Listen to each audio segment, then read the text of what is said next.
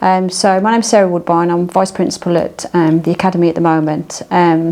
My first experiences, as I've just said, were at Parkfields, but it was actually in a different capacity than a member of school staff. So I used to work for the local authority as a social inclusion pupil support officer.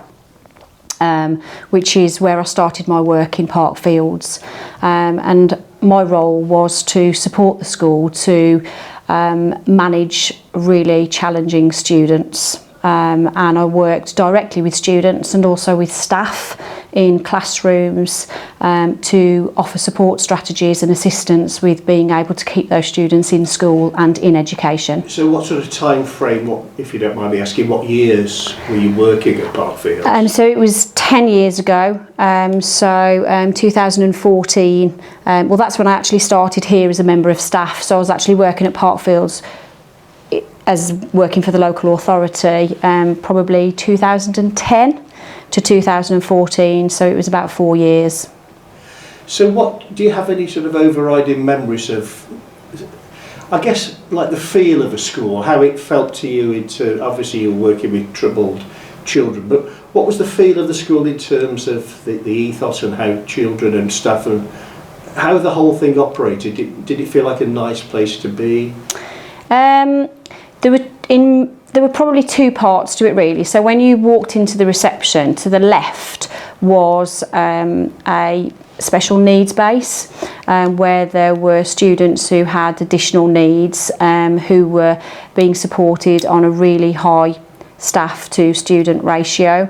That felt like a really comfortable, supportive environment where the relationships were really positive, and that felt really soft in terms of that environment. But then when you turned right or straight ahead into the main part of the building, it was a really strange place to work and come in really as an external person, because obviously the students didn't know me, so it was like somebody had sort of come from a place that they didn't know and they weren't comfortable with that, so they didn't like people they weren't familiar with, so that was quite challenging. Obviously the more time I spent in the school, then certain students would become familiar, but that's a very small minority.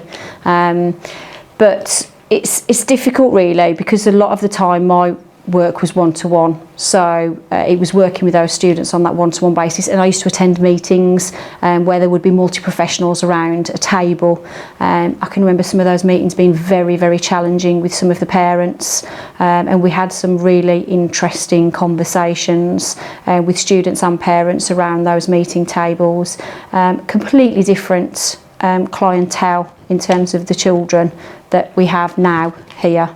That was going to be one of my questions, is how have things changed? Because obviously you've been associated with this school pretty well since it opened, haven't you? Yeah, so as I say, I worked for the local authority for 4 years until 2014, and then in 2014, when this was a new build, I was actually multi-agency manager at in the new build here. So just sort of at the bottom part of this school, there was a separate building which was built really for the local authority to operate in as a multi-agency team, and that was really what my role was. It was to set up that base, if you like, for all of the multi-agency professionals to work within. That's my sort of changing picture of things. I don't think the students have changed. I think the expectations of the school have changed in terms of what we will allow now and what our expectations are. So our expectations are completely different to what they were when it was the Parkfield site, and also when we moved to this site in 2014.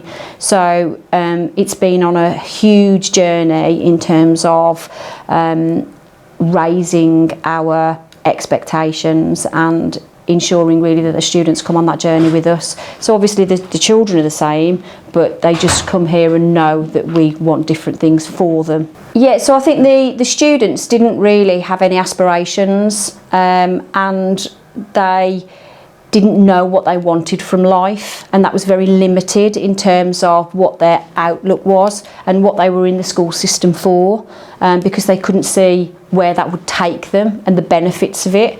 that has changed significantly. So I would say the vast majority of students here now do have aspirations. They want to achieve things in life. They want nice things from life, and they can see where an education will take them.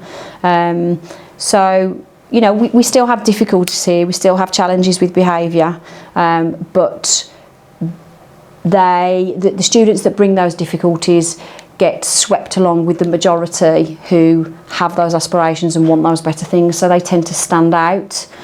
So they are pulled along with the other students far more, whereas previously it was the other way around. So it was a small minority that wanted those things but actually got pulled in along with the majority. So you had a huge cohort who just couldn't see the purpose of education and school. And then that's very difficult because they see no problem with being suspended, they see no problem with being permanently excluded, they see no problem with having sanctions at the end of the day that they don't attend. When you're trying to do support with them to try and educate them, they can't see the purpose of that. So it's difficult to find a way in to be able to change that mindset. And that's different now? Absolutely different now, yes. I think the vast majority of students who come here now and the families want better things for their children and see education as a way of achieving that. That's brilliant, isn't it? What about, do you remember the time when they were the decision was made to close Parkfield? Do you remember any sort of change? I don't really, no, because I was really not part of that. Because I was working for the local authority, my sort of perspective on it was slightly different. So for the local authority it was a very exciting time because obviously they were having this huge building with part of that belonging, well, it didn't belong, sorry, but part of that was going to be run by the local authority in terms of the multi-agency support team that would be there. So it was a very exciting time for the local authority. In terms of the sort of the area that I worked in, which was inclusion, but obviously the people in the school felt very differently about that. They were very vulnerable and were very emotional about that, or certainly that's how it felt when I was going into the school. And you know, people were concerned about their jobs, people were concerned about the children that were there and how that would look. And two sets of students being brought from two different sites and having to be brought all together and what that would look like. Behaviour was a challenge anyway in the school, and you had these two sort of groups of students who just did not want to mix. So you had the students from Bilston and you had the students from Parkfields who knew they were going to be brought together, and actually those disputes were starting before the school had even joined. So when we then moved here in 2014, that was a battle in itself.